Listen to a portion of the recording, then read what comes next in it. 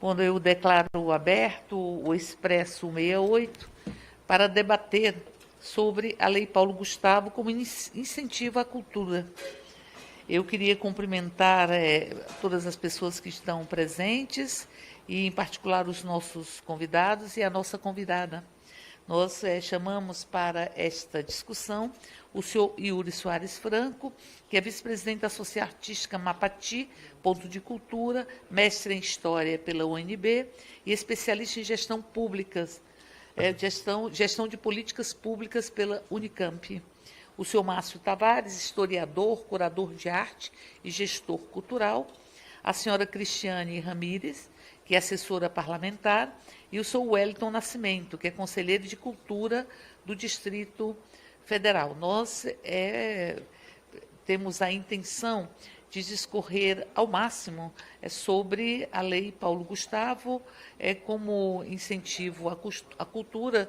Todas e todos acompanharam que a lei foi aprovada por esta casa, esta lei foi vetada, nós conseguimos derrubar o veto, e agora nós queremos, com esta audiência, com esta reunião do Expresso 68, fazermos toda uma discussão para que tenhamos o máximo de informações possíveis para que as pessoas consigam acessar a Lei Paulo Gustavo. Então, a intenção nossa é construir a acessibilidade necessária para que a lei possa realmente ser incorporada no dia a dia das pessoas, dos agentes, das pessoas que fazem cultura aqui neste país. E, em particular, aqui no Distrito Federal, que esta audiência é uma audiência com recorte também aqui do Distrito Federal, embora nós tenhamos este objetivo de esclarecer as condições necessárias para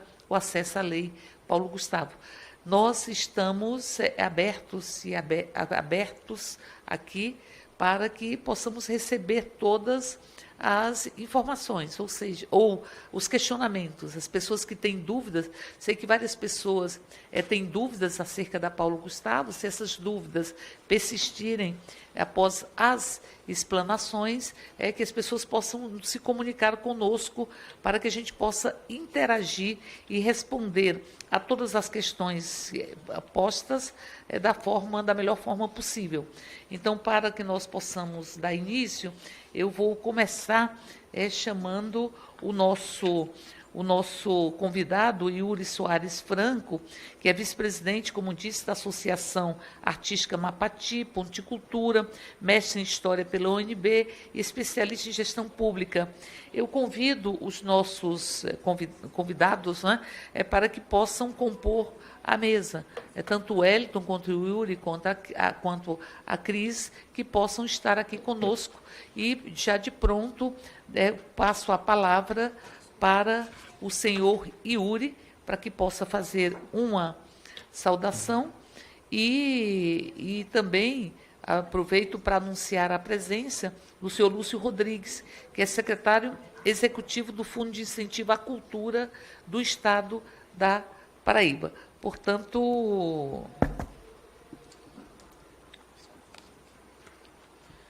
passo então a palavra para o senhor Yuri. Achou melhor ficar aí? Ela falou que era aqui. Sim, é melhor para, assim, eu me informo a Secretaria Executiva dessa comissão que a imagem fica melhor, como é uma audiência híbrida, a imagem fica melhor na posição de primeira fila, porque aqui acaba por atrapalhar em função dos computadores, das telas. Então, passo então a palavra para o senhor Yuri Soares Franco. Bom, por 5 minutos. Primeiramente, muito obrigado, Érica, pela proposição desse espaço importante. Acho que os parlamentares que nós temos em todos os estados que participaram, que acompanharam, que votaram pela Lei Paulo Gustavo e pela derrubada do veto, é importante que cada um realize com o movimento cultural dos seus estados, que discuta as especificidades de cada estado para a execução dessa lei da melhor forma possível. Agradecer todos os presentes aqui, que estão tanto presencialmente, a Cris Ramires, o Wellington Rocha, a Cris do Conselho, o Wellington do Conselho de Cultura do DF, a Cris da assessoria da Comissão de Cultura, o Márcio Tavares, que está participando virtualmente, e a todos e a todas que estão nos acompanhando de maneira virtual pelos meios de comunicação da Câmara dos Deputados. Inicialmente, eu gostaria de fazer um agradecimento também a todos e a todas e a todes que nos acompanharam na batalha pela aprovação da Lei Paulo Gustavo. Desde o princípio, quando o senador Paulo Rocha, do PT do Pará, propôs a lei, o movimento cultural do Distrito Federal e do Brasil compreendeu a importância dessa lei por se tratar de um momento complicado que nós estamos vivendo na cultura do Brasil. Nós temos a compreensão, e quem atua na cultura sabe disso, que o movimento cultural, que os artistas, produtores, fazedores de cultura, trabalhadoras de cultura, ainda não se recuperaram do baque que representou a pandemia aqui no Brasil.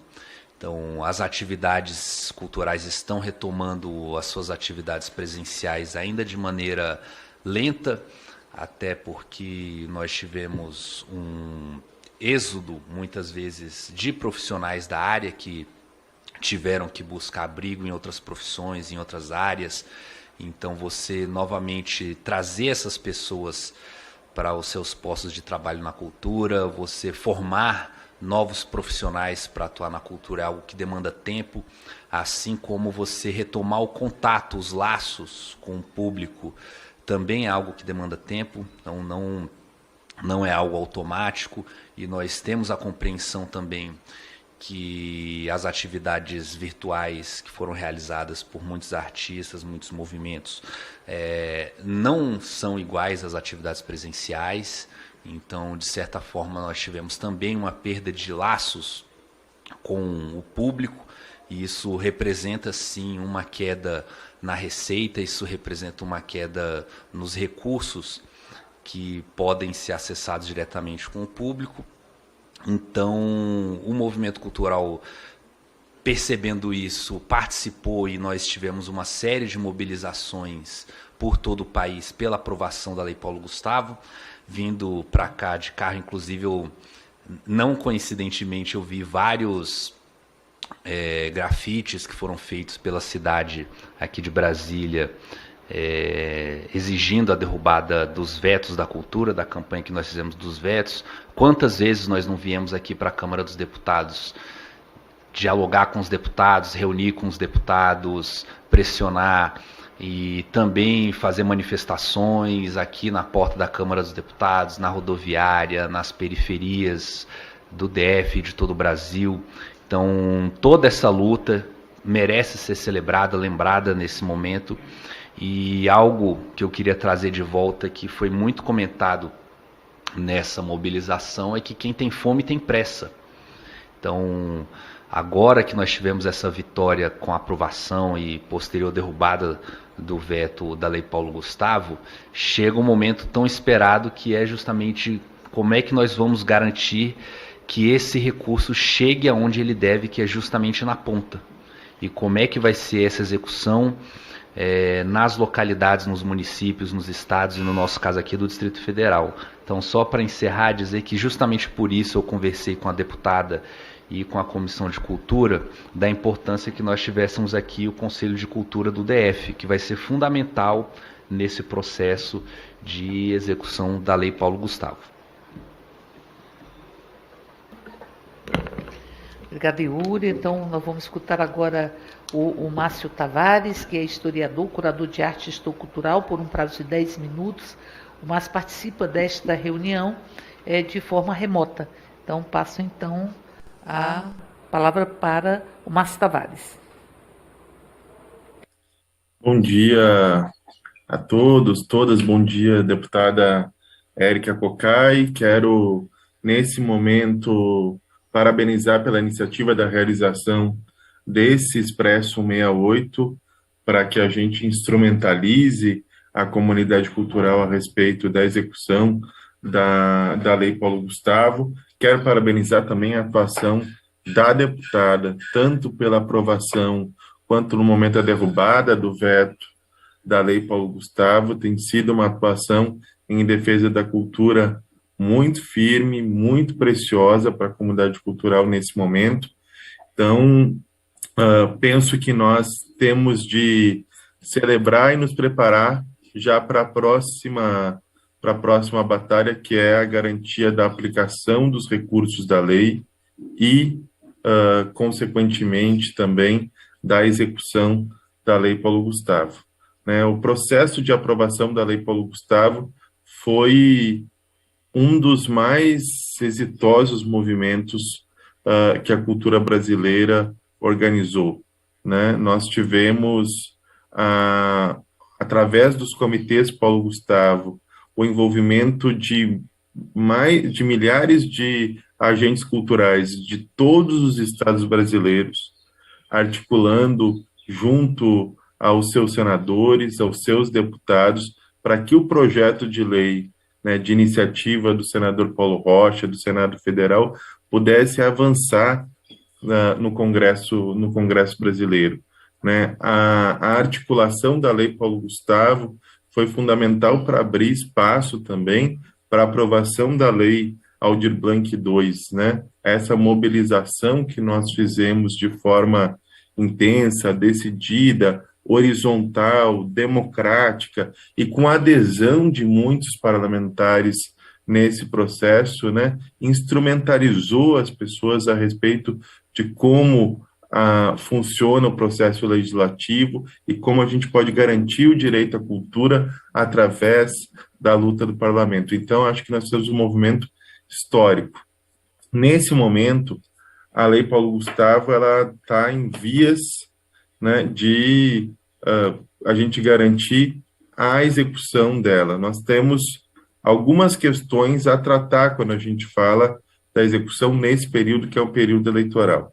Nós temos a possibilidade, e o governo federal precisa garantir o acesso dos municípios e dos estados à plataforma Mais Brasil, para que haja um cadastro das suas propostas, né, a respeito de como esses municípios pretendem aplicar os recursos da Lei Paulo Gustavo. São 3,8 bilhões de reais, 2,8 bilhões de reais do Fundo Setorial do Audiovisual, 1,07 bilhões de reais do Fundo Geral, né? É um movimento que resgata os recursos do Fundo Nacional de Cultura, que poderiam ter sido perdidos se a Lei Paulo Gustavo não tivesse sido aprovada. Se a gente não tivesse aprovado a Lei Paulo Gustavo, a gente também teria perdido os recursos do superávit dos últimos 2 anos. É importante que se diga isso também, né? Nós garantimos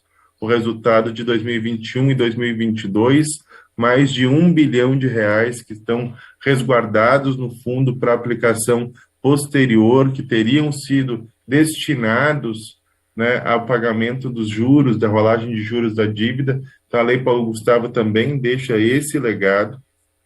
E agora os municípios podem escolher qual dessas modalidades se vão aplicar todas, né, e os estados também, se vão aplicar os recursos em todas as modalidades, ou seja, no audiovisual e no fundo geral, ou apenas em uma delas. É uma possibilidade que os planos de investimento das unidades federativas precisam contemplar, e para isso é necessário que a comunidade cultural tenha uma organização muito firme para conversar com seus gestores, para conversar com os municípios, conversar com os estados, para saber de fato de que forma esses projetos podem atender de forma concreta, decidida, os anseios da comunidade cultural local. Além disso, nós temos 2 consultas já implementadas pelo Senado, através do senador Paulo Rocha, a respeito da execução da lei. Uma que diz respeito à execução e a relação com o período eleitoral, a Lei Paulo Gustavo já inclui dentro da sua formatação a seguinte possibilidade de prorrogação. Caso haja impossibilidade de transferência de recursos durante o período eleitoral, a lei, o período de aplicação dela já fica automaticamente prorrogado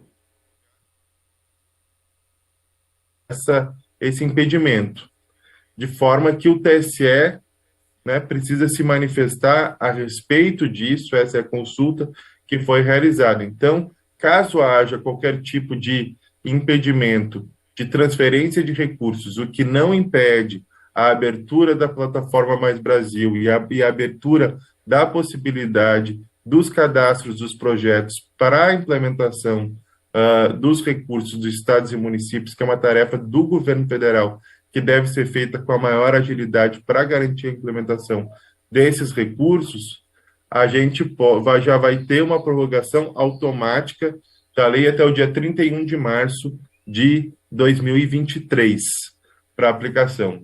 Uma outra consulta realizada pelo Senado Federal é ao TCU e diz respeito à execução, ao modo de execução que pode ser considerado para a implementação da Lei Paulo Gustavo. Há uma variedade de interpretações entre estados e municípios a respeito daquilo que é considerado execução. Então, se a gente tiver até o final do ano a necessidade de fazer uma execução, né, ampla da lei, nós queremos garantir que a interpretação do que é execução para a União, né, que garante que os empenhos já são parte da execução, sejam estendidos aos estados e municípios, de modo a que a gente possa empenhar todos os editais até o final do ano e deixar todo o restante dos recursos como restos a pagar para a implementação ao longo de 2023, garantindo que a gente não perca um centavo dos recursos. De qualquer maneira, já houve também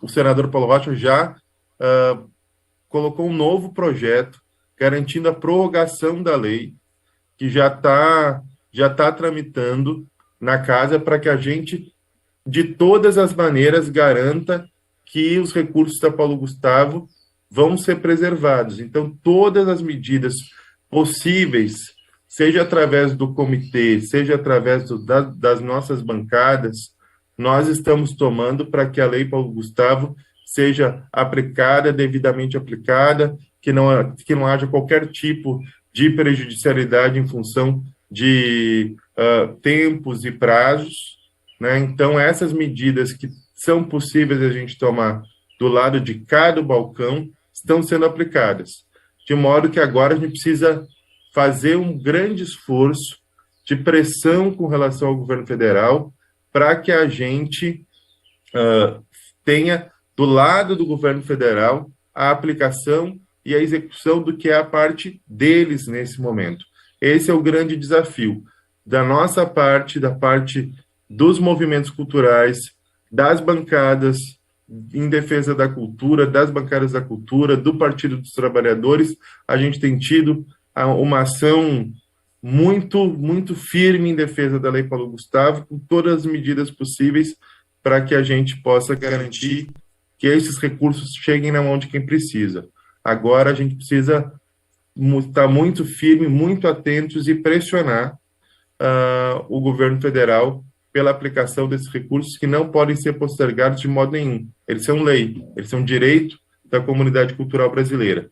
Então, tenho certeza que a Cris vai aprofundar tecnicamente aqui na apresentação, mas dizer a vocês que é um prazer estar aqui, celebrando uma conquista e já preparando a tarefa para um novo momento, que é o da execução do maior volume de recursos para a cultura da história brasileira. Agradecer muito a contribuição do Márcio Tavares, dizer que realmente foi uma construção com muita força coletiva. Um dos mais belos movimentos que nós vimos nesta casa foi o movimento, tanto pela aprovação quanto pela derrubada do veto, tanto da Lei Paulo Gustavo quanto da Lei Aldir Blanc II. Então, portanto, que está em construção ainda e que precisa entrar no orçamento.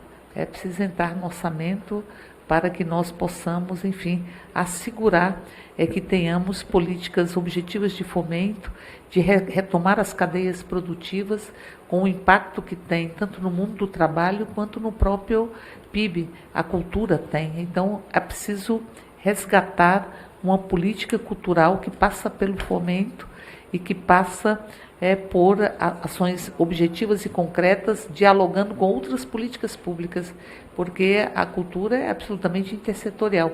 Tem uma convicção de que para construir territórios como trincheiras, como espaços de trança, de fazeres, de saberes, de afetos, enfim, de existências, a cultura é absolutamente imprescindível. Com as expressões culturais que nos remontam a ancestralidade também, e ao mesmo tempo há uma generosidade para que nós possamos cuidar deste planeta e cuidar do nosso chão, para quem ainda vai chegar. Nós, a partir dos espaços ou das expressões culturais que a gente se faz gente e constrói territórios. E territórios como tranças são sempre trincheiras afetivas, inclusive, mas políticas, enfim, existenciais, na perspectiva de uma sociedade com liberdade, que é o que nos faz humano. Então, eu passo, nesse momento, para a gente dar continuidade, a Cristiane Ramires, que é assessora parlamentar, que vai utilizar um tempo de 20 minutos e vai fazer uma exposição acerca dos mecanismos necessários para que nós possamos ter acesso à Lei Paulo Gustavo. E encerramos com o Wellington em seguida. Com a palavra, então, Cris Ramires. Bom dia, deputada Érica, nossa super guerreira. Muito obrigada a todos que estão nos assistindo. Bom dia a todos. Quero saudar também a nossa presidência da Comissão de Cultura, a professora Rosa Neide. Eu estive uma agenda, deputada Érica, muito profunda agora no Mato Grosso, que eu já vou dar um spoiler para vocês. O Mato Grosso tem 141 municípios e 103 já organizaram os seus sistemas municipais de cultura com um trabalho coletivo a partir da Lei Aldir Blanc e agora para receber a Lei Paulo Gustavo. Então, como a minha apresentação ela é mais técnica, a gente explica um pouco sobre a lei, eu já vou começar os trabalhos sem muitas delongas. Muito obrigado a todos e depois a gente vê, né, deputada, as questões, as perguntas. Bom, eu fiz aqui, deputada Érica, uma apresentação colocando um pouquinho a história em relação à cultura brasileira, porque a Lei Paulo Gustavo, como a Lei Aldir Blanc I, ela foi construída a partir de bases estruturais e constitucionais. Então, nós tivemos ali, entre 2013 e 2016, né, o 12º ministro da Cultura, o Gilberto Gil, ele ficou até 2008, mas nesse período no Brasil houve uma reestruturação da pasta, organizando o que foi chamado de DOIM cultural. E o que significa isso? A cultura passa a ser identificada pela sua origem, pelo Brasil profundo, através de políticas públicas e programas de estados estruturados como alicerces para o desenvolvimento social e econômico. Então, a gente brinca, quem estava no Ministério da Cultura, como eu, que a cultura era tratada como a cereja do bolo. E, a partir de Gil, a gente passa a perceber que a cultura é o bolo, é quem planta o trigo, é quem colhe, é quem faz o recheio, é quem colhe o recheio e também tem as características regionais desse recheio. Então, a cultura ela passa, de fato, a ser um outro alicerce, já também sob a perspectiva do simbólico, que trata da nossa memória, da nossa ancestralidade. Nesse período são aprovadas 2 emendas constitucionais que dão base a todas as estruturas e demais políticas públicas de cultura, que é a Emenda Constitucional 48 de 2005, que institui o Plano Nacional de Cultura, e a Emenda Constitucional 71 de 2012, que acrescenta o artigo 216-A à Constituição Federal e institui o Sistema Nacional de Cultura. Entre 2016 e 2019, nós tivemos o impeachment da presidenta Dilma Rousseff, Em 12 de maio de 2016 foi extinto o Ministério da Cultura e em 23 de maio de 2016 reestabelecido o Ministério da Cultura. Em 1 de janeiro de 2019, o MINC foi oficialmente extinto pela medida provisória 870. E aí foi criada a Secretaria Especial de Cultura, que é o que nos rege até hoje. É importante a gente colocar, porque as pessoas muitas vezes falam, é uma insegurança, o setor cultural não possui insegurança. Mas, obviamente, que com 4 ministros, 5 secretários de Estado em 3 anos, a gente fica com uma insegurança. Mas as leis, elas são bastante submetidas e também tem como base a Constituição Federal e todo o arcabouço legal e a Lei Paulo Gustavo, que foi uma engenharia muito especial, né, do senador Paulo Rocha e também do meu colega técnico Marco Souza, que é um especialista nessa área e que, a partir da bancada do Senado, nos apresenta a Lei Paulo Gustavo. Iniciando a Lei Paulo Gustavo. As ações executadas por meio dessa lei, elas devem estar em consonância com o Sistema Nacional de Cultura, portanto, organizado em regime de colaboração, de forma descentralizada e participativa. Então, ela tem a relação da sociedade civil, ou seja, do setor cultural com os entes da federação. As ações emergenciais são baseadas no modelo da Lei Aldir Blanc I, né, que prevê essa descentralização de recursos. Ela restitui ao setor cultural os recursos que estavam parados no superávit financeiro do Fundo Nacional de Cultura. Lembrando que o Fundo Setorial de Audiovisual, ele compõe o Fundo Nacional e que seriam utilizados para amortização da dívida em função da Emenda Constitucional 109. E nós conseguimos resgatar esse recurso. Ela incorporou também a Lei Paulo Gustavo demandas apresentadas em mais de 6 meses de plenárias, né, e foi promulgado no dia 8/7 como Lei Complementar 195. Já agora tratando, deputada Érica, eu vou colocar aqui, porque as pessoas têm muita dúvida sobre a questão do CPF da cultura. Então, eu achei importante a gente abrir sobre isso, porque é importante a gente lembrar que a gestão pública da cultura, a partir desse DOIM cultural, ela teve por objetivo, e é o que nos imputa ainda legalmente, a criação de condições institucionais que permitam o pleno exercício dos direitos culturais de todos os grupos humanos, povos e comunidades em território nacional. E por isso foi previsto no Sistema Nacional uma organização e uma estruturação da gestão pública que tenham como premissa a adoção de elementos mínimos para a sua constituição, que é o conhecido chamado CPF do Sistema Nacional de Cultura. E dessa forma, ele possibilita a implementação de ações culturais de forma descentralizada, com descentralização de recursos e com ampla e comprovada participação social. O que é o CPF da cultura?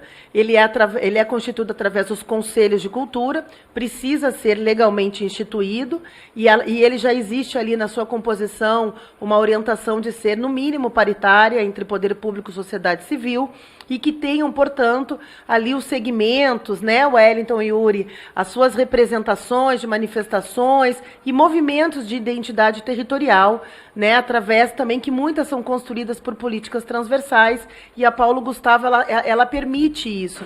Ela nos apresenta essa relação principalmente com a educação, que é tão importante para a nossa soberania nacional.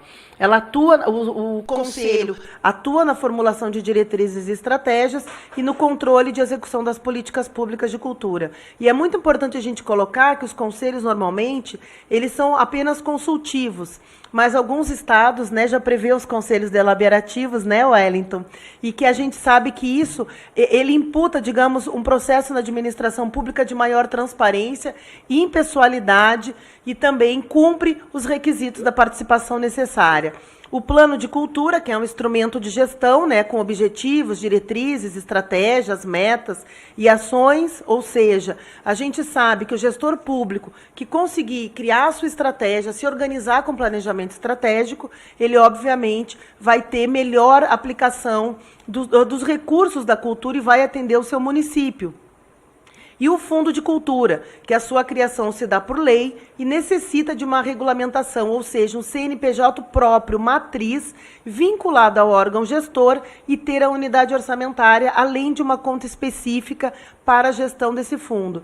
É muito importante a gente lembrar, inclusive numa pesquisa da UBEC, da UFBA, que os estados e municípios que tinham já o seu CPF da cultura conseguiram executar plenamente a Lei Aldir Blanc I, muitas vezes tendo só R$250, R$50 de devolução. E aqueles outros que não tinham, não conseguiram executar na sua plenitude ou não alcançaram ali o seu setor cultural, né? Lembrando que muitos municípios ainda alegaram que não tinham cultura e o setor cultural organizado, né, que durante a pandemia mostrou um setor muito potente, ali fez o gestor cultural repensar e então aplicar. Né? Uma boa forma de mostrar que está assumindo os compromissos é no regulamento da Lei Paulo Gustavo, é que o ente federado editará prevendo em quanto tempo pretende fazê-lo, ou seja, o plano de ação já deve ser fundamentado por esses 3 requisitos do Sistema Nacional, né, que é o nosso artigo 216A da Constituição.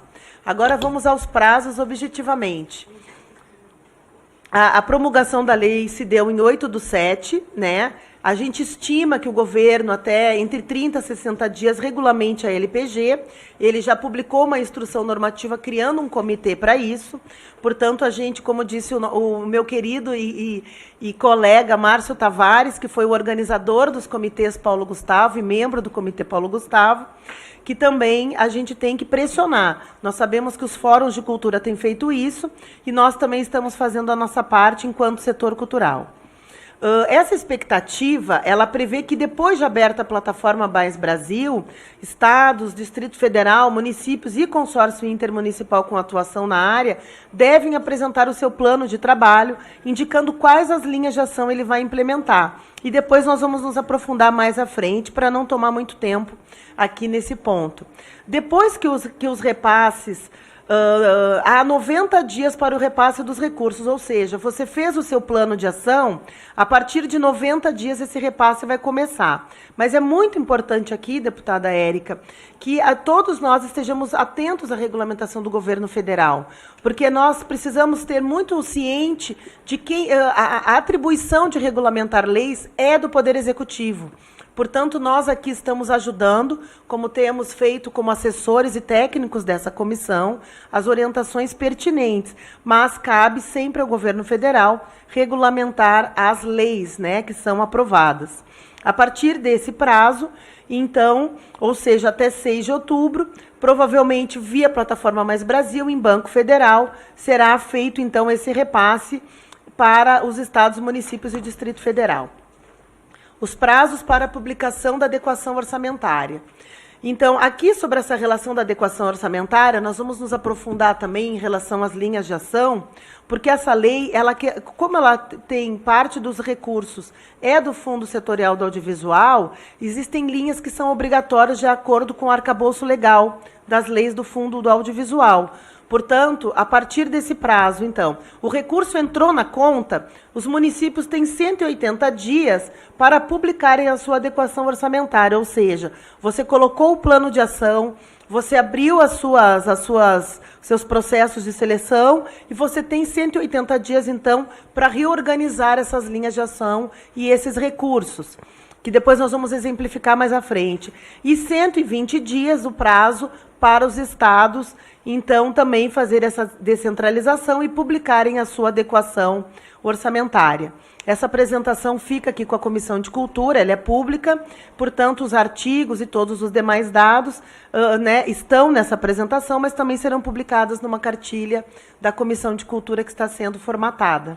E será encaminhado a todos os membros desta comissão e também às pessoas que nos procurarem ou na página da comissão.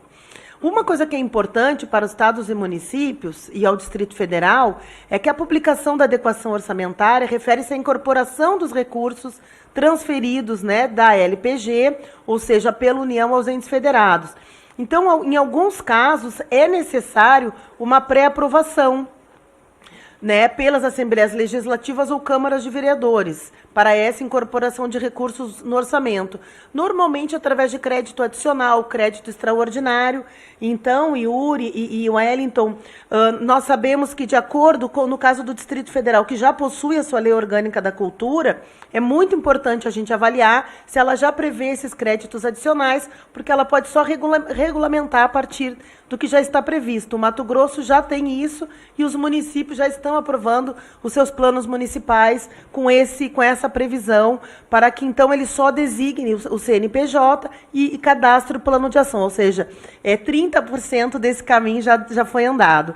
Os que não possuem, é necessário um ato oficial para execução, como passar um projeto no Legislativo ou simplesmente um decreto de acordo com a Constituição, né, de cada ente federado.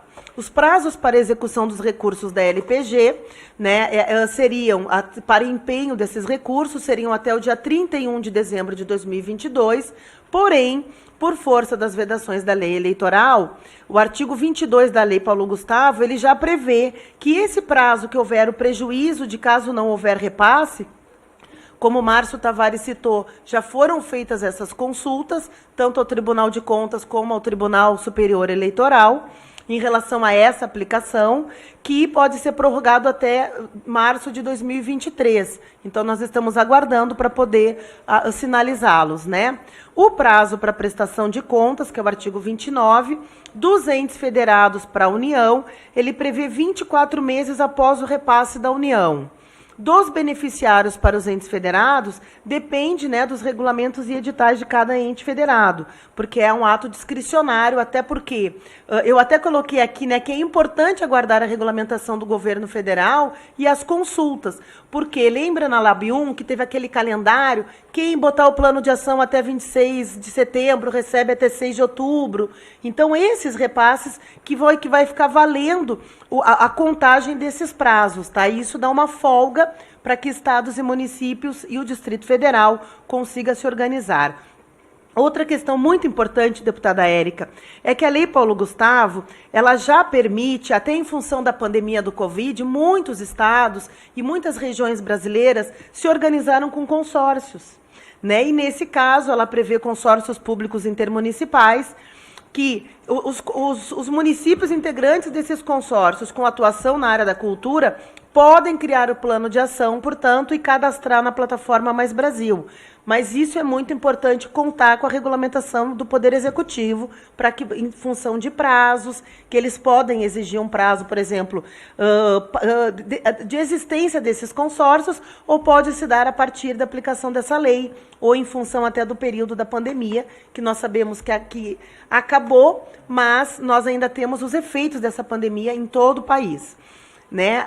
Então, é importante a gente aguardar. Sobre as obrigações gerais dos entes federados, a LPG, ela deve ser implementada em consonância com o sistema, portanto, recomenda-se que faça-se o tripé da cultura. É obrigado aos entes federados a oitiva da sociedade civil, ou seja, todos os atos têm obrigação de promoção, de discussão e consulta junto à sociedade civil, tanto parâmetros de regulamentos, editais, chamadas públicas, prêmios ou quaisquer outras formas de seleção pública, e isso deve ser garantido em atos oficiais e medidas que garantam a transparência e impessoalidade. As ações afirmativas também são obrigadas, portanto, a busca ativa ela é uma obrigação de cada ente federado, está no artigo 17. Então, tem que ter ações afirmativas, ou seja, editais, mecanismos, ou por critérios de editais para mulheres, população negras, culturas afro-brasileiras, povos indígenas, povos tradicionais, quilombolas, povos nômades, pessoas do segmento LGBTQI, PAN+, que agora aumentou, pessoas com deficiência e outras minorias. Essa organização deve se dar de acordo com a realidade local, conforme a organização social do grupo, ou seja, é discricionário dos entes federados, mas é obrigado. Ainda a obrigação aos entes federados. Todos os projetos, editais e medidas que prevejam acessibilidade para pessoas com deficiência, é importante a gente lembrar, né, deputada Érica, que muitas vezes a gente fala de acessibilidade somente ao público, mas nós temos muitos artistas que têm deficiência e nós devemos respeitar o processo criativo em todas essas instâncias. Então, nesse caso, os estados, municípios e Distrito Federal devem prever 10% a mais do recurso para essas medidas. A questão do cadastro, ele não é obrigatório, né? Ou seja, para homologação de participação dos editais da Lei Paulo Gustavo, ela não prevê obrigatoriedade do cadastro, mas esse cadastro ser criado a partir dos contemplados e contempladas pelos instrumentos de seleção, reconhecendo inclusive as dificuldades que o Brasil tem vivido economicamente nesse período. Seria injusto imputar aos municípios, que muitas vezes têm 1 ou 2 servidores e um telefone, criar um mecanismo tecnológico. Isso se deu também a partir das pesquisas apresentadas a partir da Lei Aldir Blanc. Os impostos, ou seja, é obrigatório aos entes federados publicar nos editais a incidência de impostos. E é importante, deputada Érica, lhe dizer que nós também já fizemos uma consulta em relação ao imposto de renda para prêmios e doações, porque há uma certa interpretação dúbia e nós já pedimos esse esclarecimento para a consultoria legislativa via Comissão de Cultura. A professora Rosaneide já encaminhou e ela está em elaboração. Outra questão importante são as mensagens sobre a pandemia, porque é importante lembrar que essa lei ela foi publicada em maio de 2021 e nós tínhamos mortes e o processo inicial ainda de vacinas no Brasil. Então, boas práticas sobre se prevenir, sobre vacinação, é importante. Eu acho que eu vou ter que pedir mais 2 minutinhos, tá, deputada? Em relação às vedações, tá? A Paulo Gustavo, ela proíbe, né? Ou seja, ela veda que os entes federados utilizem os recursos para os seus próprios programas, os seus próprios editais, né? Mas existem 2 mecanismos que isso é possível. Então, por exemplo, o Distrito Federal, ele tem aqui o edital Multiarte, que ele designa sempre 1 milhão por ano. Então, ele pode fazer o edital Multiarte, mas ele tem que citar que ele vai pôr 1 milhão, o mesmo valor do edital passado, mais o valor da Paulo Gustavo. E tem que ter relação com as linhas de ações, por isso que eu vou pedir esse tempo, porque é importante para quem está nos acompanhando e quem está aqui conosco, que saiba exatamente identificar essas linhas de apoio. Outra questão que não pode você não pode, dentro das linhas de apoio, utilizar os recursos do audiovisual, ou seja, do artigo 5º para o artigo 8º e vice-versa, mas isso vai ficar mais claro agora à frente.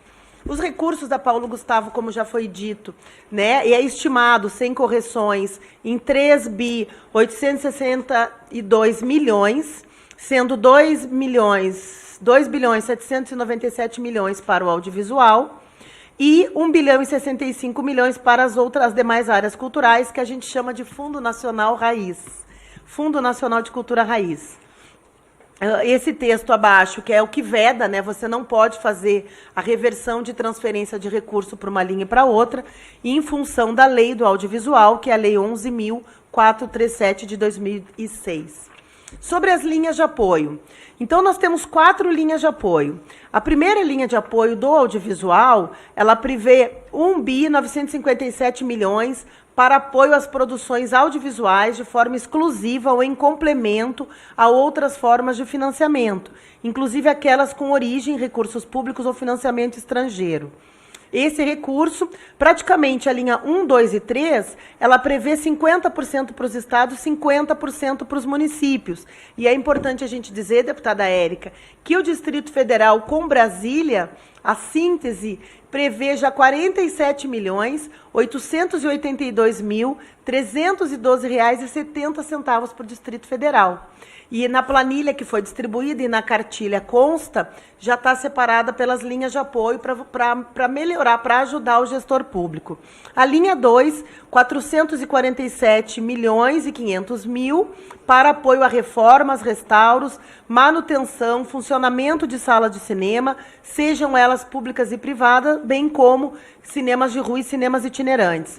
R$ 224.700.000 para capacitação, formação, qualificação no audiovisual, apoio a cineclube, realização de festivais, mostras de produções audiovisuais, realização de rodadas de negócio para o audiovisual, memória, preservação, digitalização de obras ou acervos audiovisuais. A senhora deputada Érica, que lutou tanto com as políticas de preservação de acervo, a Lei Paulo Gustavo, viu os anseios das nossas instituições públicas e dos acervos públicos que precisam desse suporte, apoio a observatórios, publicações especializadas, pesquisas sobre o audiovisual e também desenvolvimento de cidades de locação.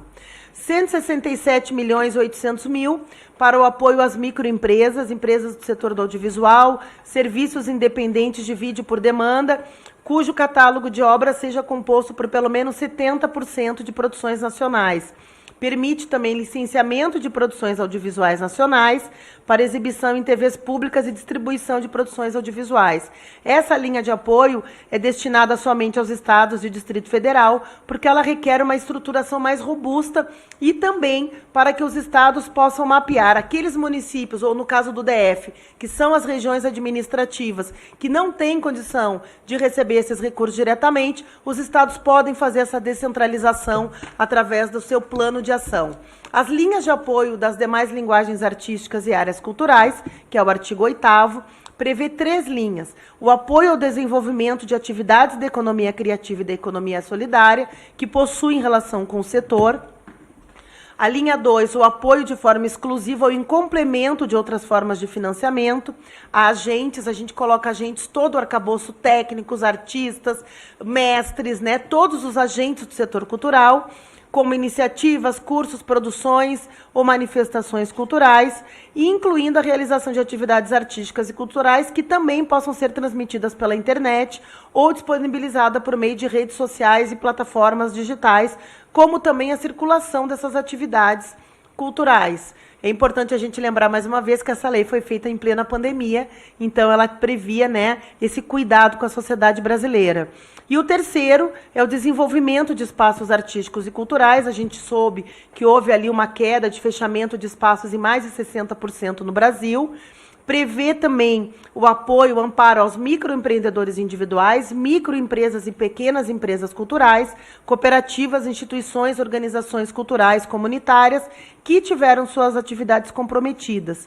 Eu não vou avançar nas áreas culturais porque ela não se limita ao que está na lei, mas sim à realidade de cada ente federado. Em relação aqui, já para avançar, em relação às contrapartidas, é bom a gente lembrar que as atividades devem ser gratuitas para alunos e professores das escolas públicas e universidades. Também essas contrapartidas, elas devem ser feitas junto aos grupos e coletivos culturais, associações comunitárias, atividades em espaços públicos de sua comunidade, lembrando que o maior beneficiário das políticas de fomento cultural é a sociedade brasileira, é o público, o artista é um instrumento nesse processo, né? Então, o beneficiário sempre é a sociedade. Sempre que possível, prevê exibições via internet ou exibições públicas, e as contrapartidas deverão ocorrer no prazo determinado, conforme os editais e os acordos com os entes da federação.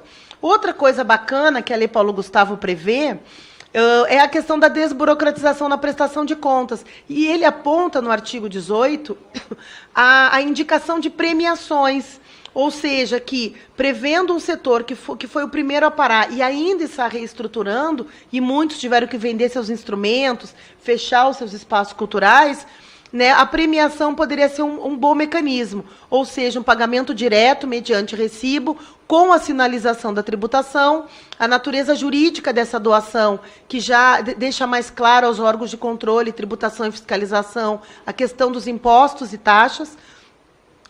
Em relação às premiações de indicação, ela pode ser feita pelo próprio indicado ou por indicação em terceiros. Então, é importante a gente lembrar que nas nossas comunidades, nos territórios brasileiros, muitos dos nossos mestres, nós temos doutores, mas temos pessoas analfabetas também, que o seu saber cultural ele é maior, né, dentro dessa perspectiva do simbólico. Então, nós temos que prever todos os mecanismos para atender a realidade brasileira. E não implica em prestação de contas ou contrapartidas obrigatórias essa premiação. Outra coisa que a Lei Paulo Gustavo traz, para deixar mais claro, lembrando que na Lei Aldir Blanc, deputada Érica, muitos estados e municípios, eles aplicaram várias leis. Eles aplicaram 8.666, que agora é a Lei 14.133, eles aplicaram outras leis, ou seja, fizeram uma mistura de cultura viva com o Rouanet, com o PRONAC, né? E também com a lei de licitações. Então, a Lei Paulo Gustavo, ela veda isso, você tem que trabalhar numa perspectiva de desburocratização.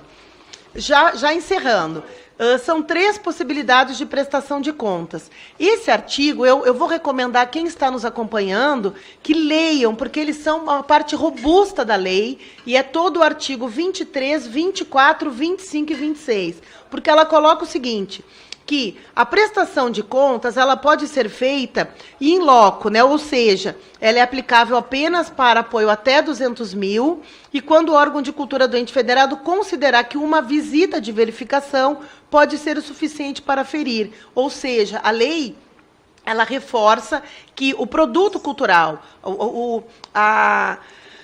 a realização cultural seja o objeto a ser avaliado, não a nota fiscal, o recibo do Uber, da compra do lanche dos artistas, mas sim o objeto cultural. Era uma peça cultural? Era numa escola? O público eram 250 alunos? As pessoas estavam? A peça foi apresentada? É isso que é importante constar. O segundo é o relatório de execução do objeto, que comprove que foram alcançados os resultados esperados, é pedido para todos os apoios acima de 200 mil, e só é pedido para os apoios abaixo de 200 mil, essa visita um pouco mais profunda, se houver alguma incompatibilidade com a situação prevista no artigo 24. E a terceiro mecanismo de relatório de prestação de execução financeira, ele só é exigido excepcionalmente, conforme todo o artigo 26, para apoios abaixo de 200 mil, quando a visita, quando o artigo 24 ou 25 não puder comprovar, né, ali o cumprimento integral do objeto, e ele só é pedido para apoios acima de 200 mil, quando o relatório de execução do objeto não for suficiente para concluir. E sempre é pedido, quando houver denúncia de irregularidade sobre a execução de uma ação cultural, uma vez feita juízo de admissibilidade da mesma. Então, é bom todos os gestores preverem isso. Já terminando, eu gostaria de apontar... Você pode passar só mais um slide rapidinho, deputada Érica, que foi sugerido, né, que nós achamos por bem, nós técnicos, junto à orientação dos idealizadores da cartilha, que foi a nossa presidenta, professora Rosa Neide, e o autor da lei, senador Paulo Rocha, que nós também fizéssemos uma cartilha aos agentes culturais. Então, nós temos uma com tutorial específico sobre isso, ou seja, o que o agente cultural precisa para se preparar, deputada Érica. Então, a gente coloca como ele comprova a sua atuação, como ele prepara o seu currículo, né? A gente sinaliza ali ponto a ponto para ajudar esse agente cultural. E depois, pode só passar mais uma, por gentileza? Os agentes culturais, quer dizer, e como preparar um projeto, como se preparar para um edital, deputada Érica, né? Ou seja, que se for pessoa física, deixa sua documentação organizada. Se for pessoa jurídica, veja a situação de sua empresa, pois a Lei Paulo Gustavo possibilita pagamento de dívidas vencidas e a vencer. Então, é importante você conversar com o contador, às vezes com advogado trabalhista ou com direitos autorais que você não pôde cumprir. É muito importante essa atenção. A outra questão, que inclusive na Lab 1, a gente ensinava e orientava muito, se for um coletivo não instituído formalmente, deve haver uma ata com a descrição dessa organização, Wellington. Por quê? Porque para saber quem vai, deputada Érica, qual é o CPF que vai na inscrição, se essa pessoa tem um MEI, né? Como que está a organização, quais as atribuições desse coletivo, quem recebe, quem faz o quê, ou seja, fica muito claro na hora de você apresentar a proposta, inclusive de responder, se for o caso, futuramente. E no slide ao lado, a gente explica mais ou menos os passo a passo sobre como se organizar com um produto cultural, né? Seja ele o valor, as etapas, a gente é bem específico. Eu não vou me ater mais, eu vou agora, só pediria o Alisson que você passe para o último slide.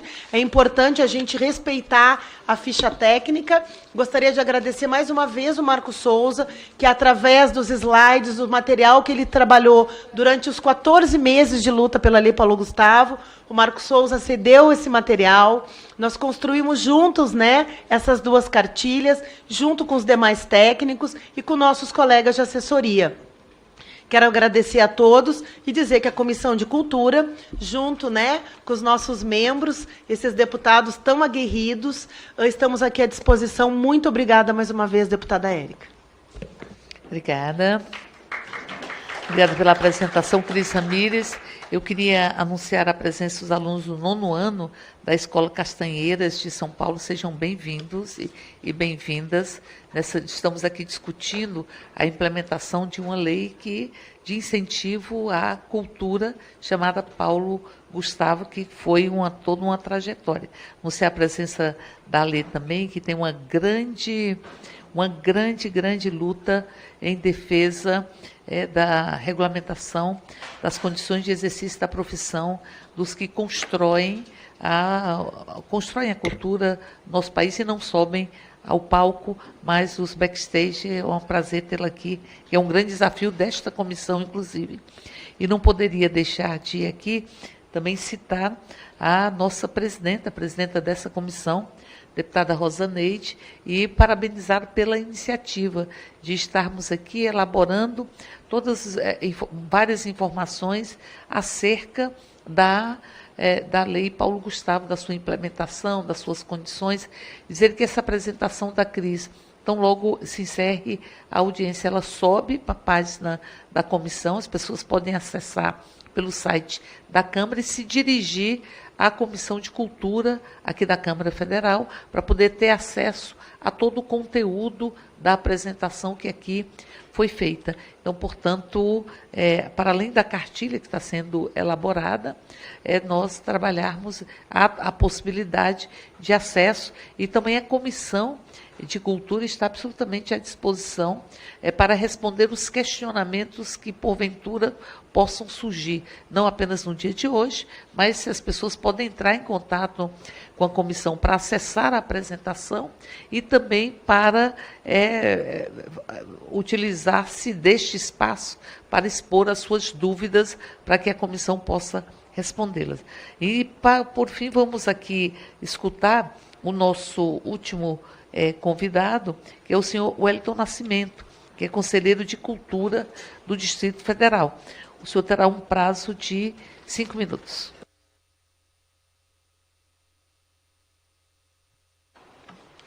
Oi. Bom dia a todos e todas e todes. Deputada Érica Cocai, quero cumprimentar a senhora e, em nome de toda a Comissão de Educação e Cultura, o momento que nós estamos vivendo hoje é um momento de extrema importância para todas as cadeias produtivas da economia criativa no Brasil.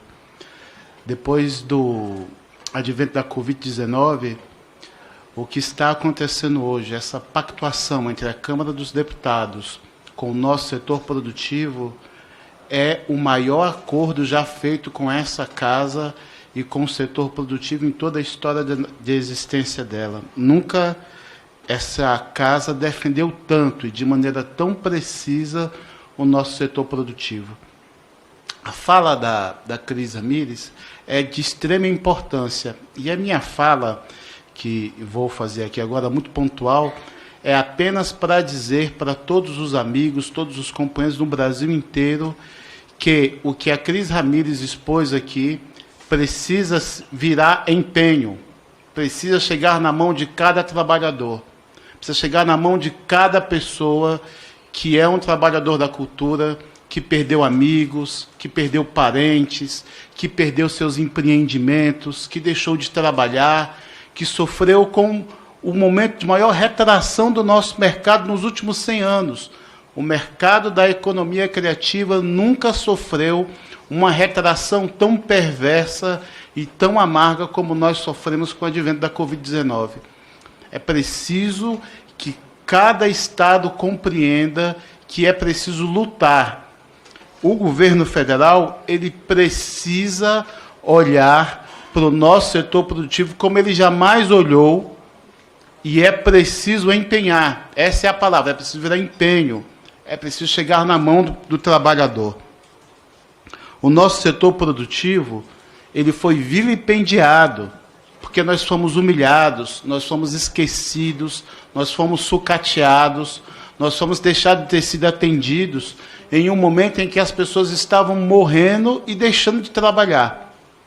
Então, quero aqui apenas reforçar o compromisso do Conselho de Cultura do Distrito Federal, que já está abrindo escutas como a sociedade do Distrito Federal. Nós já estamos abrindo escutas, já estamos criando um GT, um grupo de trabalho que vai atender, que vai trazer contribuições para que possamos conseguir colocar na rua cada rincão do Distrito Federal, cada trabalhador de cultura do Distrito Federal vai ter a oportunidade de receber os recursos da melhor maneira possível. Esses são os esforços do Conselho de Cultura do Distrito Federal e de nós, que somos membros do Conselho de Cultura, que representamos a sociedade civil, é o nosso esforço redobrado para que todos possam ser ouvidos, para que o contorno institucional possa atender às necessidades. Existe uma disparidade ainda muito grande no fazer artístico e cultural no Distrito Federal, mas isso não será um impedimento para que os mais frágeis recebam recursos. A escuta está sendo aberta, nós vamos fazer um amplo debate e os recursos chegarão. A Secretaria de Cultura do Distrito Federal já fez uma primeira conversa com o Conselho de Cultura, garantindo que a escuta será ampla e que nós seremos atendidos com o nosso pleito da sociedade civil. Para terminar, deputada Érica Cocai, eu quero apenas dizer que, para todos o setor produtivo do Distrito Federal, nós precisamos, ao receber esses recursos, olhar para os mais frágeis. É preciso que cada um de nós crie programas e projetos voltados para impulsionar o nosso setor produtivo. Aqueles que têm mais oportunidade precisam e devem encontrar soluções em suas empresas, empreendimentos, para atender os amigos que têm menos experiência. O momento que nós estamos vivendo com a Lei Paulo Gustavo é talvez o momento mais esperado pela cultura nos últimos 100 anos, que é o momento do gatilho. Todas as vezes que o mercado fez retração e que ele foi incentivado, como essa casa tem ajudado ele a ser incentivado, nós vamos conseguir fazer um gatilho e o mercado vai voltar a crescer. Estar aqui hoje é um sentimento de esperança e de acreditar que é possível criar caminhos para impulsionar o nosso setor produtivo. Muito obrigado pela oportunidade de estar aqui e por esse momento histórico. É isso, obrigado. Obrigada. Assim, a importância da Lei Paulo Gustavo é imensa. E ela começou quando nós conseguimos impedir com uma emenda, e aprovamos essa emenda, em um projeto do governo, que todos os superávites de fundos fossem direcionados para o pagamento da dívida. Ou seja, você tira da função precípua do próprio fundo e joga para pagar a dívida. Nós conseguimos impedir isso. Nós conseguimos fazer uma emenda e derrotar essa proposição.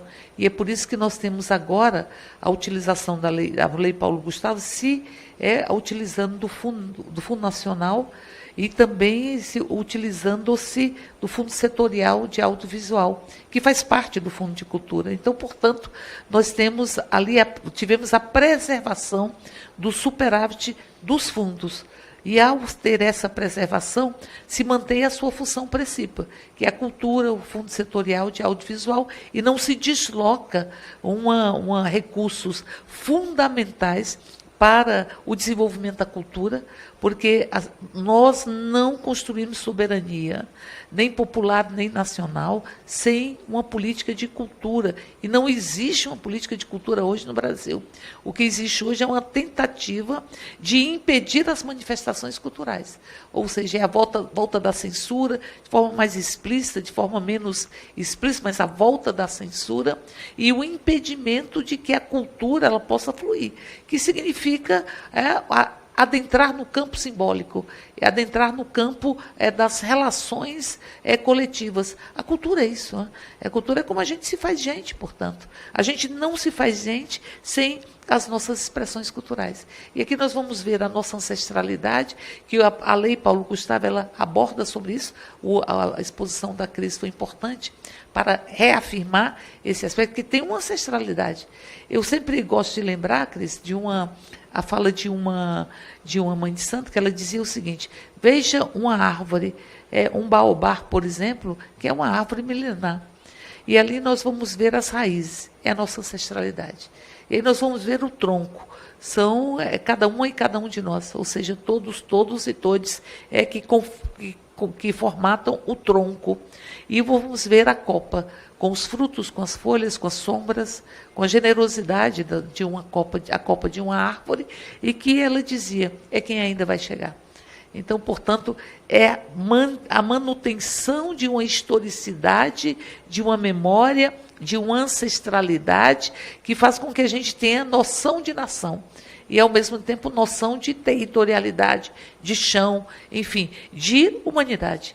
Porque a gente só reconhece a nossa humanidade na historicidade. Somos seres históricos, seres que têm uma ancestralidade e seres que têm uma continuidade para além da nossa existência aqui na própria Terra. É um pouco a fala de uma liderança indígena que dizia: a gente só quer tomar de conta da terra, cuidar da terra para quem ainda vai chegar, cuidar da terra. Então, portanto, tudo isso, aí vejamos como a cultura, a nossa ancestralidade, ela também dialoga com a preservação ambiental. Porque se você vai, por exemplo, na unidade territorial de matriz africana, é uma preservação ambiental, é um diálogo. Se você vai no território indígena, que é pautado na cultura e que todas as suas expressões de atuação, de movimentos, carrega a marca cultural. Então, portanto, nós vamos ver a força que tem as expressões culturais. Então, o povo se faz povo quando se reconhece enquanto ser cultural e, ao mesmo tempo, quando fomenta o desenvolvimento da própria cultura. Por isso, a importância de estarmos aqui fazendo essa discussão. Mais uma vez, eu parabenizo a deputada Rosa Neide, que é presidenta desta comissão e que, a partir desta sensibilidade que tem e dessa condição de estar tocando essa comissão, que foi fundamental a organização dessa comissão, tanto para a aprovação das leis, quanto depois, agora recentemente, pela derrubada dos vetos.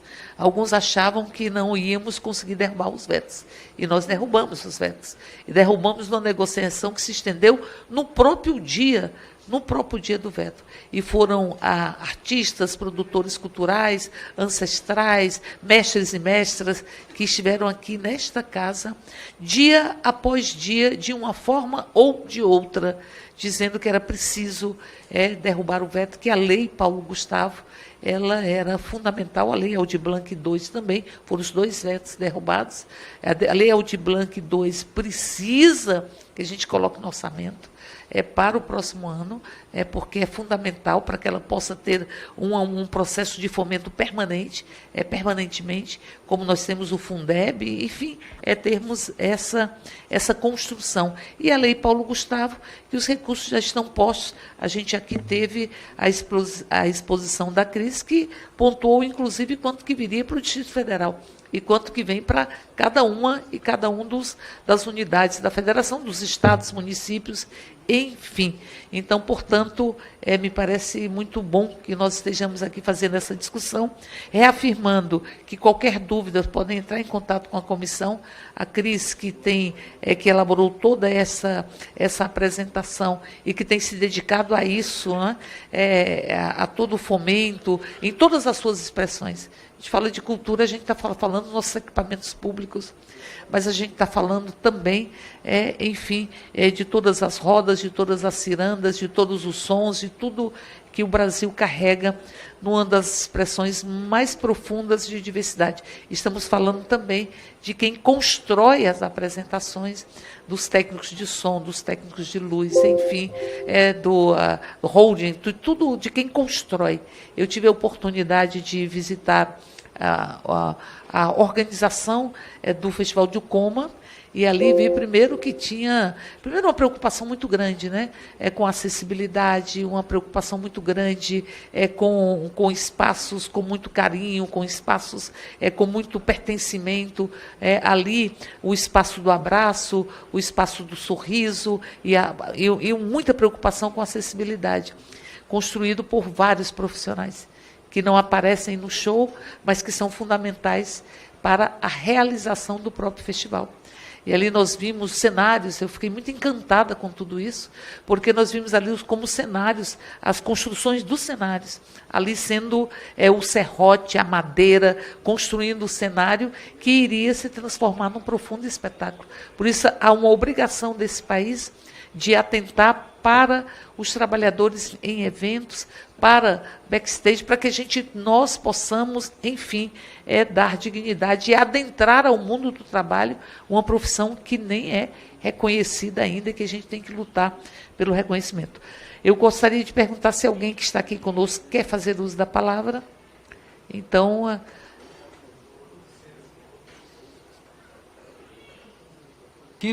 sim.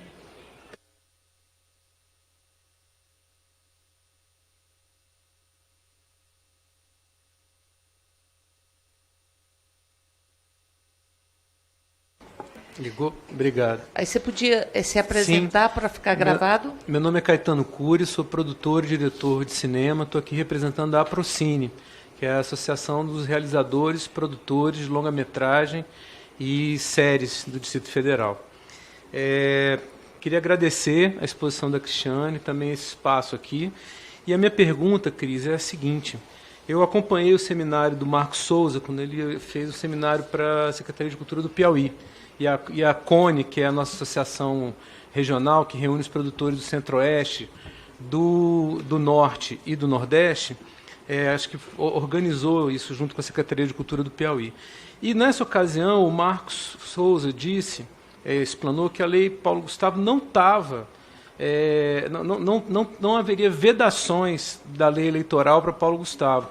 Eu acho que são esses questionamentos que foram enviados para os tribunais de contas, não é isso? Agora, ao mesmo tempo, está sendo dito que a vedação eleitoral pode elevar o prazo até março. E aí a minha pergunta é, tem vedação ou não tem? Entendeu? E se não tem vedação, o prazo é realmente março ou a gente está numa situação onde o nosso prazo é dezembro? Porque se não tem vedação, quer dizer que pode não haver prorrogação. Não é isso? Então está uma lacuna para a gente poder entender. Queria saber se alguém mais quer fazer alguma colocação, pergunta, a gente passa para a crise e caminha para o encerramento. Acho que está ligado, né? Deputada, eu sou o Lúcio Rodrigues, a senhora já me anunciou aqui, secretário executivo do Fundo de Incentivo à Cultura, Augusto dos Anjos, do Estado da Paraíba. E aí, Cris, em relação a essa questão que a gente está vendo, a gente já percebe que o Parlamento, através do próprio senador Paulo Rocha, tem feito uns movimentos, aí já tem um projeto de lei que tende a prorrogar a execução do prazo, mas a gente percebe, deputada Érica, que os prazos e o nosso cronograma para a execução da lei, ele de fato está muito apertado. E como a gente não tem aí já a questão dos prazos para a regulamentação, mas efetivamente a gente não está vendo que as coisas estão correndo.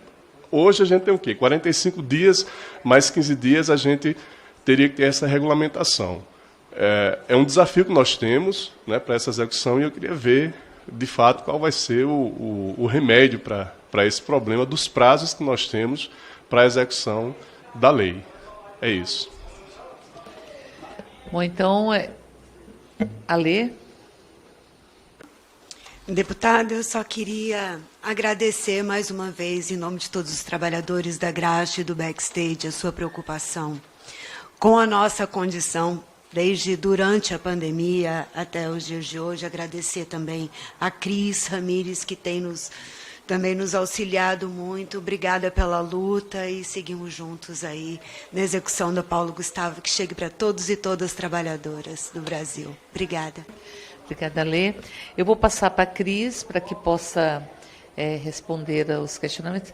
A gente tem que se preocupar com os prazos, realmente, tanto do ponto de vista de pressionar para que haja a regulamentação, quanto também do caráter de ter condições de executar, não é? Até lembrando que nós estamos no final de legislatura. Então, assim, é o final dessa legislatura e dia 18 de dezembro, se fim dessa legislatura, e depois nós temos até um retorno, provavelmente, apenas em fevereiro, com a nova legislatura. Então, enfim, com nova legislatura, com novos ocupantes, novas ocupantes no poder executivo, tanto estadual das unidades da federação, quanto federal. Então, nós vamos ter eleição. Então, é preciso ter essa preocupação. Então, eu vou passar para a Cris, para que ela possa... A gente conseguiu já também... a gente já conseguiu adiar prazos, não é? Da Aldir Blanc 1. Nós conseguimos adiar o prazo. Mas nós temos que ter uma preocupação, nós temos em processo eleitoral. Essa casa vai funcionar provavelmente uma única semana, que é a semana que vem, ao que tudo indica, até as eleições. E depois você tem um prazo muito exíguo, uma eleição que ela seguramente vai ter segundo turno em algum canto do país. Enfim, ainda que não tenha em nível federal, você tem várias eleições em todas as unidades da federação. Então, você tem um período de eleitoral que pode se estender, ainda que não tenha em nível federal, que é o que eu acredito, que se decidirá no primeiro turno, mas você vai ter várias unidades da federação que pode ter eleição no segundo turno. E aí você tem o mês de novembro e uma parte do mês de dezembro, até o dia 18 de dezembro. Depois se encerra essa legislatura. Então, são preocupações absolutamente pertinentes, para que possamos considerá-las e nos mobilizar no sentido de impedir que haja a impossibilidade de efetivação. Esta reunião, e que tem sido feita em outros locais também, que é uma iniciativa brilhante, tanto da Cris, mas fundamentalmente conduzida pela nossa presidenta, a Rosa Neide, com esse objetivo. O objetivo da Comissão de Cultura trabalhar na perspectiva de esclarecer ao máximo possível, tentar responder todas as dúvidas, para que a gente possa, enfim, possibilitar o acesso e possibilitar a utilização dos recursos. É um pouco isso. Passar para a Cris. Bom, vamos lá então, deputada. Em relação às perguntas dos prazos, Caetano e Lúcio, eu gostaria de colocar como a deputada Érica muito bem falou. Nós já tivemos na Lei Aldir Blanc 1 a prorrogação a partir do PL 14.150, que na época tramitaram nas duas casas, no Senado como PL 795 e aqui na Câmara dos Deputados como PL 1087, inclusive de autoria da Benedita, com a senhora também como coautora. E nós conseguimos prorrogar, mas é importante colocar o seguinte: em relação aos prazos, deputada Érica e Caetano, Lúcio, aos gestores que nos assistem, seria prematuro a gente apontar uma data antes da regulamentação do governo. Porque, assim, o governo já sinalizou numa conversa com o Fórum de Secretários que ele entende que não vai haver essa prorrogação. Tá? Então, por isso, digamos que ele teria que abrir a plataforma até o dia 6 de outubro. Tá? Mas o que acontece? A deputada professora Rosa Neide também já pediu para a CONOF estudo sobre isso para orientar. Porque o governo federal, o tempo dele fazer essa regulamentação depende da pressão. Porque não existe imputado uma data específica dele dizer, não, tem que ter 60 dias, tem que ter 30 dias. Mas ele está se movimentando e esse comitê que ele criou a partir da instrução normativa tem 60 dias de construção e ela coincide, de fato, com a data de 6 de outubro. Agora, ontem até eu tive uma longa reunião com a nossa Comissão de Orçamento Público e nós nos debruçamos sobre a Lei 4.320, de 17 de março de 64. E o que ela diz? E eu lembrei das leis da Aldir Blanc, porque o TCU, na época, ele publicou um acórdão já dizendo que quando você faz um empenho, né, que é o procedimento da ordem econômica brasileira, depois você tem a liquidação e depois você tem o pagamento, ou seja, a conta está zerada, você cumpriu o que você programou. De acordo, deputada Érica, Caetano e Lúcio, com cada constituição de Estado do ente federado, ele pode, inclusive, já prever no plano de ação o restos a pagar para o ano seguinte.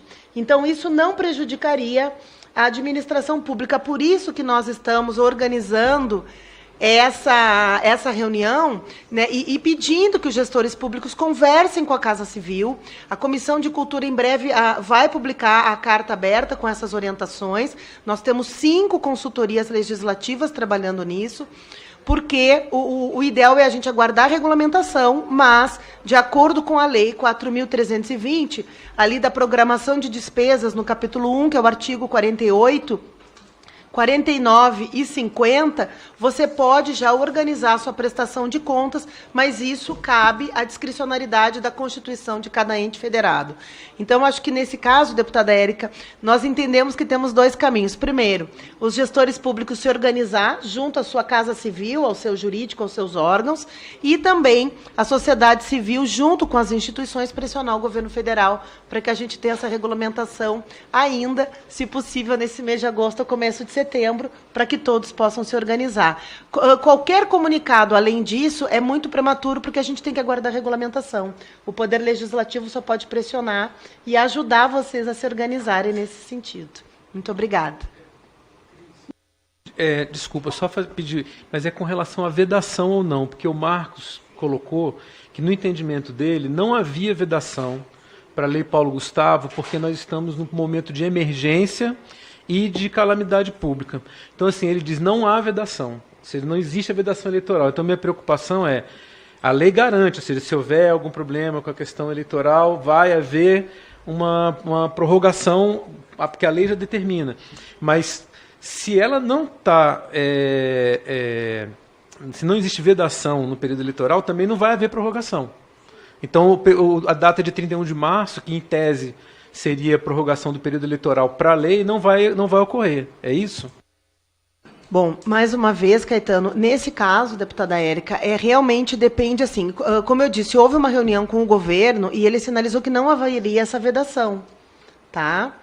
Mas é por isso que foi feitas as consultas, porque isso é uma opinião interna da Casa Legislativa, né, no caso do Senado Federal, e, obviamente, o governo federal se posicionou.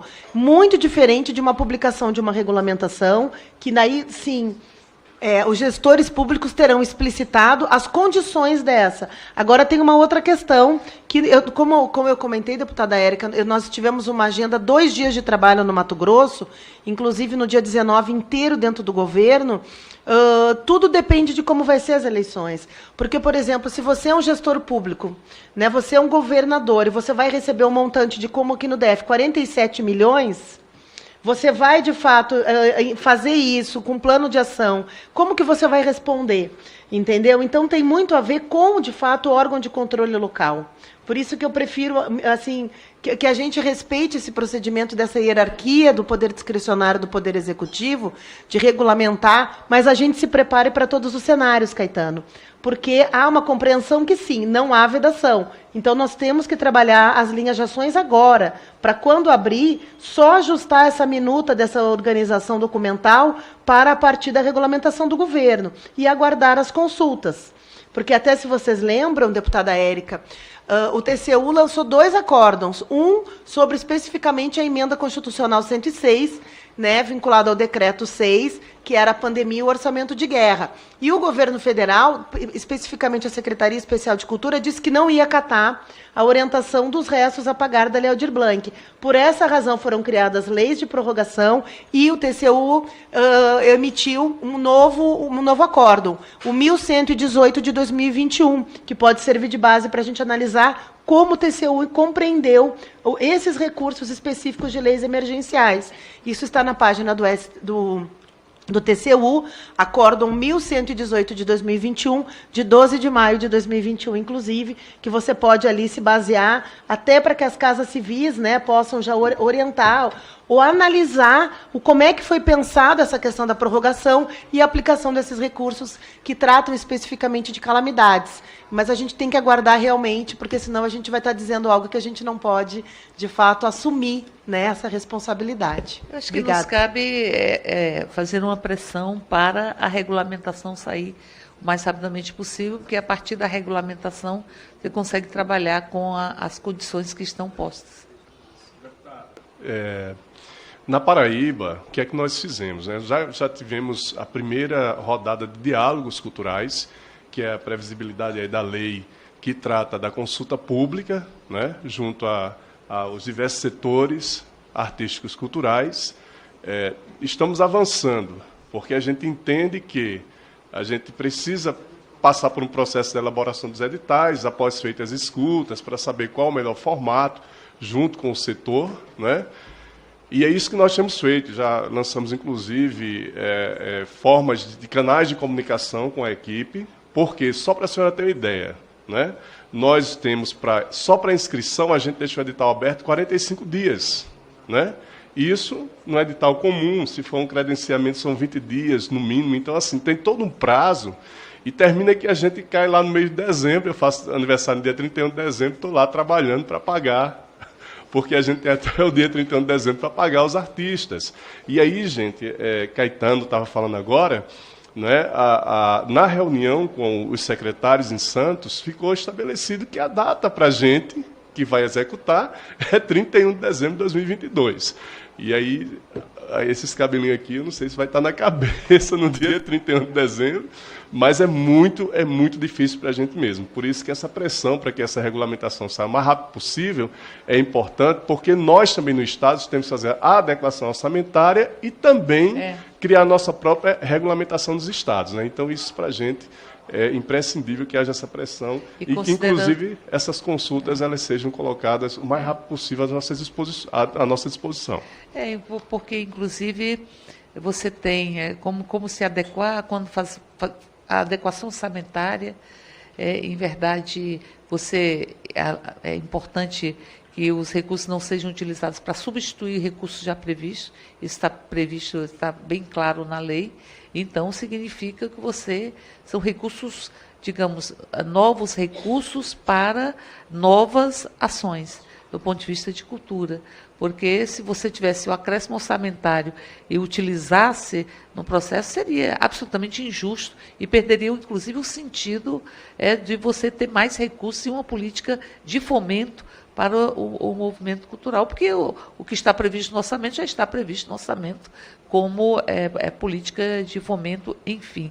Então, em função disso, é preciso que nós tenhamos toda uma pressão para acelerar o processo de regulamentação, para que os estados, aqui o Distrito Federal, possam se adequar, possam, enfim, trabalhar com a incorporação no orçamento e, ao mesmo tempo, as discussões necessárias, editais, enfim, as ações relativas a estes recursos e à lei Paulo Gustavo. Então, penso que essa reunião ela teve esse objetivo, da gente já ir se aprofundando, vendo as dúvidas e trabalhando com essa pressão que penso que deveria ter uma posição. Eu, seguramente, a deputada Rosaneide, que está com essa preocupação. A própria Comissão de Cultura tem contribuído de muitos aspectos, mas contribuído para que a gente tenha um foco, mais ou menos, nesse período, que é acelerar o processo de regulamentação. Acho que é o nosso foco imediato, né, imediato é esse. Pressionar, como foi dito pelo Márcio, mas foi dito por várias pessoas aqui, pressionar para que tenhamos a regulamentação federal. Acho que é o foco imediato, sem prejuízo dos diálogos de cultura, sem prejuízo, a gente tem uma experiência posta da lei Aldir Blanc I, que ela não se perde, essa experiência, mas são elementos completamente diferenciados, é o fundo que tem uma relação, que tem uma obrigatoriedade da ação no audiovisual, do que é do audiovisual, mas que também envolve uma série de linguagens, né? Todas as linguagens, praticamente. Então, enfim, eu queria muito agradecer ao Yuri Soares, agradecer ao Márcio Tavares, agradecer a Cristiane Ramires, ao Wellington Nascimento, agradecer as contribuições que aqui tivemos, Lúcio Caetano, da Alê, nesta audiência, mais uma vez reafirmar que vai subir para a página da comissão, já está na página da comissão, a apresentação que aqui foi feita.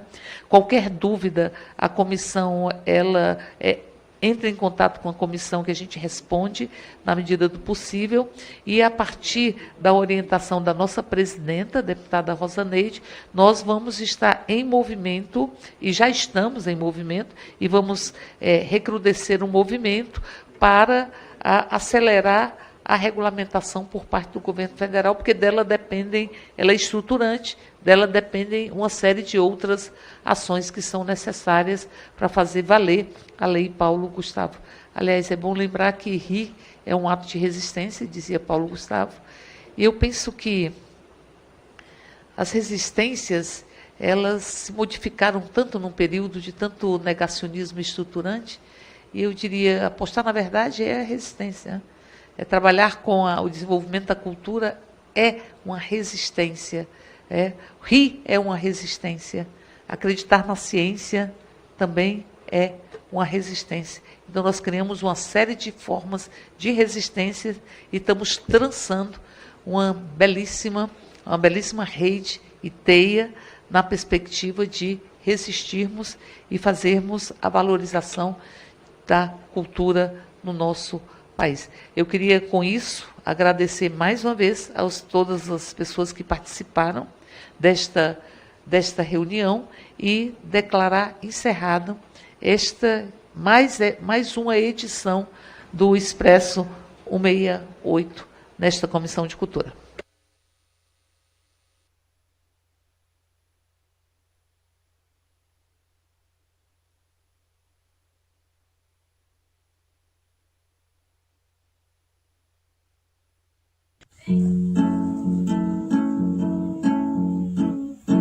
Quem me condena, por que males me lançam a poesia?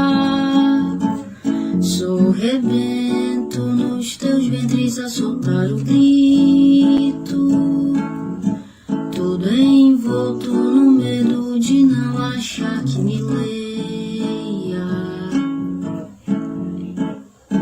Tão violante é a transpalavra violenta, carrossel de estrelas apagadas. Sou a dança cigana de buracos negros. Sou perdedora da velocidade com que os portos abanam as perdas. Sou cabana de praia vazia, por isso tão só,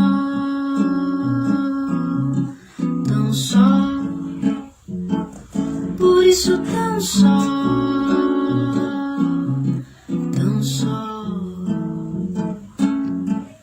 porque ser objeto tão obscuro, se tão abertas são as linhas que teimam tudo. Sou perdedora da velocidade com que os portos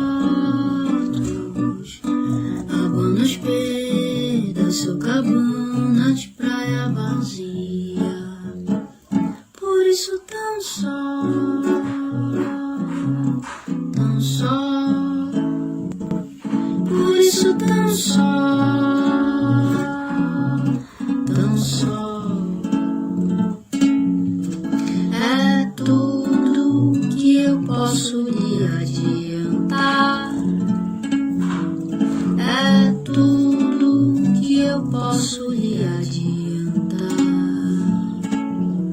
Sou a dança cigana de buracos negros, carrossel de estrelas apagadas, tudo envolto no medo de não achar que me lembro.